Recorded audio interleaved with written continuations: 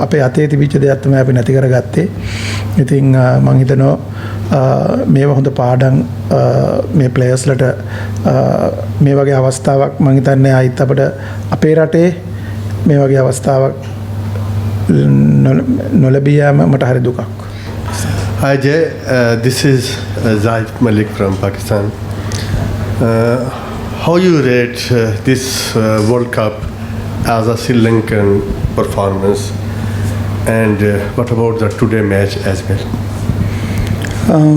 I think we would have done better for sure, and since we played in Sri Lanka, we had a lot of opportunities to being in the semi-finals, but unfortunately we are not there. 100% I feel that we should have done better.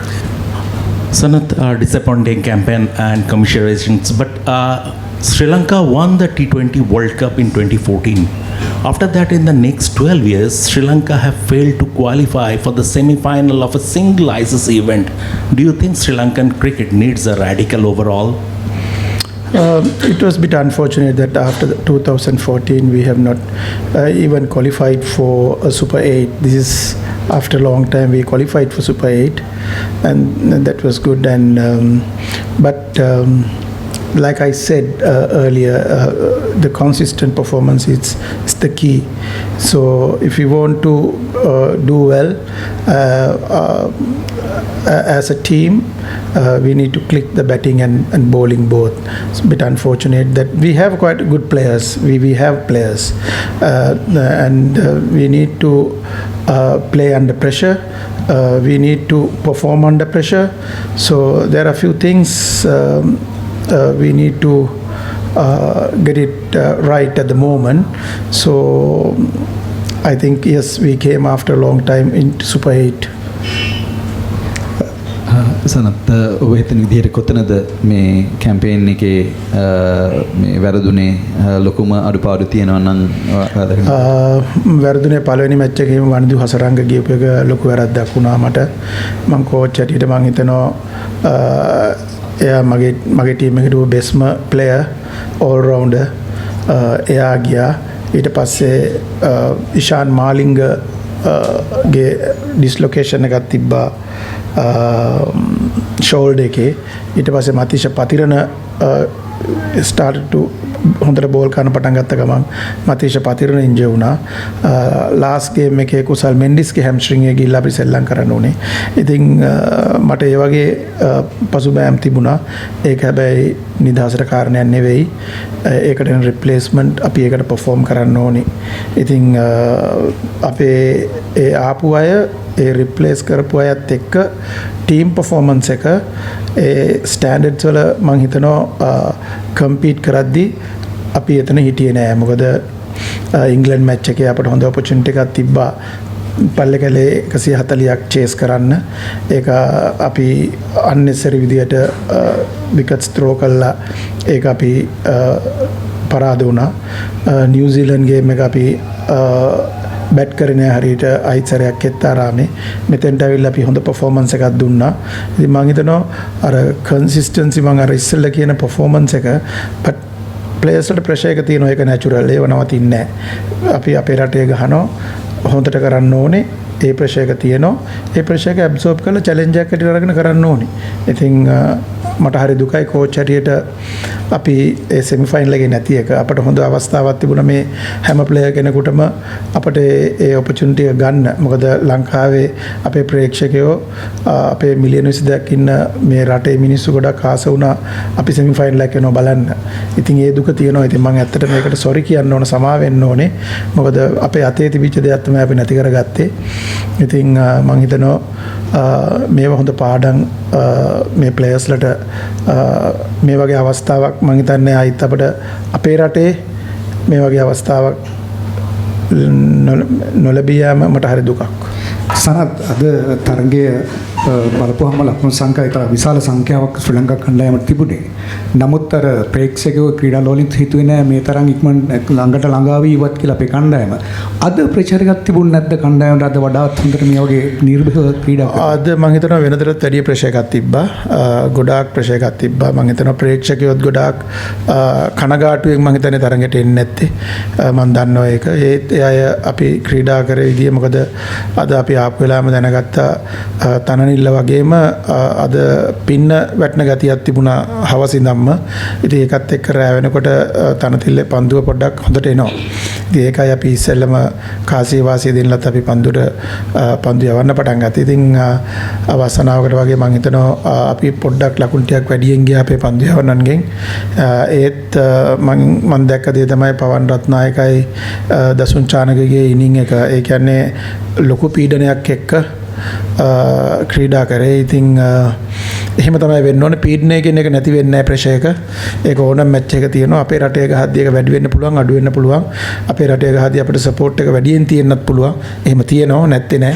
100%ක්ම දෙනවා මේ ඉන්න ප්‍රේක්ෂකයෝ ඇවිල්ලා අපට සහයෝගය. ඉතින් අපි දැනගන්න ඕනේ අපේ ස්ට්‍රෙන්ත් එකට ඒ අපේ ක්‍රිකට් එක සෙල්ලම් කරන්න ඕන. අපි එහෙම නැති වුණොත් මේ ප්‍රේක්ෂකයෝ වුණත් මේ රට වුණත් කඩාගෙන වැටෙනවා. ඉතින් අපේ අතින් ඒ අඩුපාඩු වුණා.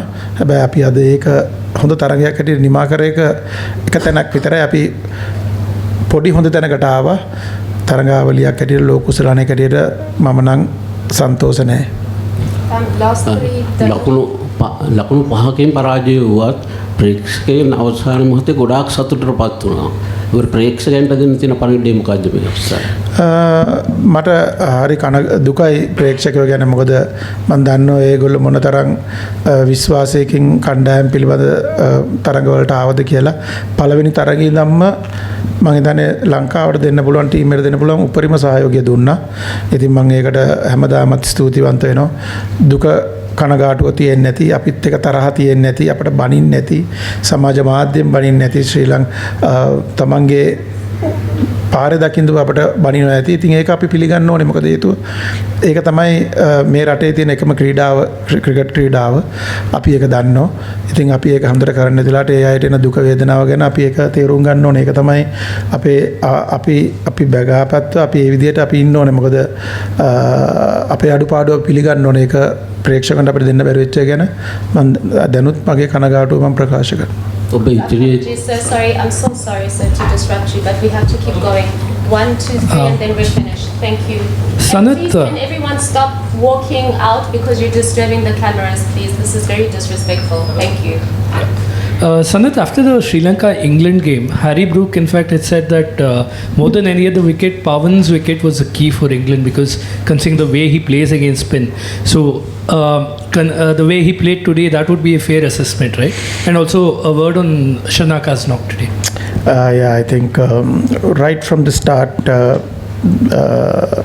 Pawan was playing serious cricket. He was really good, and he was no hesitate to come out of the crease for spinners and work the ball. The loose ball, he hit the boundary on a 6.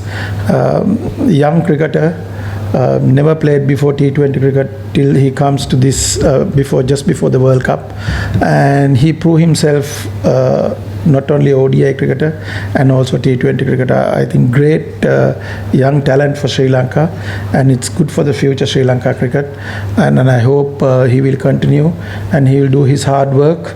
It's just a start, long way to go, because if you think that everyone think that he is a good player, but he has to work hard.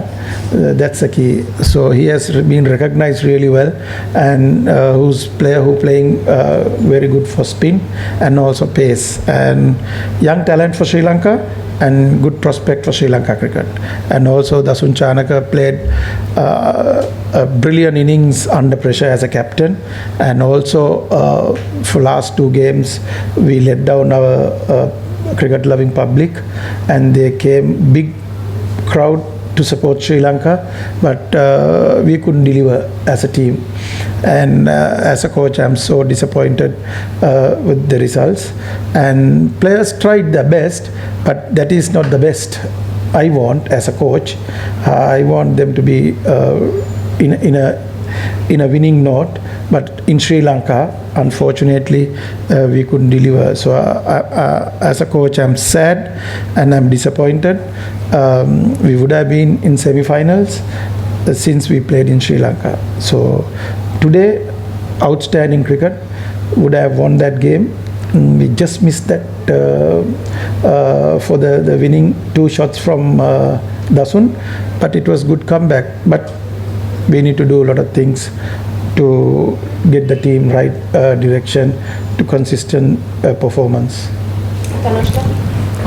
සනත්තයි ඔයා ශ්‍රී ලංකා කණ්ඩායමේ ප්‍රධාන පුහුණුකරු තනතුර දැරූ අවසන් තරගයේද මේ නිමාවට පත් වුණේ බොහෝ දෙනෙක් මම හිතුවා මම ඒක තව කාටද කෙනෙකුට දෙන්න ඕන කියන එක මම හිතුවා. ඒකින්ද තමයි මම මාස දෙකකට වගේ ඉස්සෙල්ලා ඉංග්‍රීසි සීරීස් එකේදී කිව්වේ මම මේකේ ඉන්න බලාපොරොත්තුවක් නැහැ කියලා. ඉතින් මම ඒ තීරණය අරගෙන තමයි මම ඒක කිව්වේ. ඉතින් මම වර්ල්ඩ් කප් එක මම හිතුවා මට හොඳ නෝට් එකකින් මට මෙතනින් පුහුණු කරු හැටියට යන්න පුළුවන් වෙයි කියලා. ඉතින් මට හිතපු තරම් ඒක කරන්න බැරි වුණා. මට ඒ ගැන දුකයි. හැබැයි මම මේ තිබිච්ච තැන ඉඳලා මට පුළුවන්කමක් ලැබුණා මේ ටීම් එක අවුරුදු 1කමාරක් විතර ODI ටීම් එක අපි 8-9 ඉඳලා චැම්පියන්ස් ට්‍රොෆි එකක්වත් ක්වොලිෆයි වෙච්ච නැතුව හිටපු ටීම් එකක් මට නම්බර් 4 එකට ගේන්න පුළුවන් වුණා. ටෙස්ට් ටීම් එක මම නම්බර් 6 එකට ගෙනාවා. T20 එක නම්බර් 6 7 පොසිෂන් එකට ගිහලා අපි හැම එකේම over 50% විනිං රේට් එකක් තියාගෙන මම ටීම් එක අරගෙන ආවා. මම තනියෙන් කරේ නෑ. මගේ සපෝට් ස්ටාෆ් එක මට මාර සපෝට් එකක් දුන්නා. පළවෙනි දවසේ ඉඳලා මම ආපු දවසේ මම එයාට කිව්වේ මට උදව් කරන්න.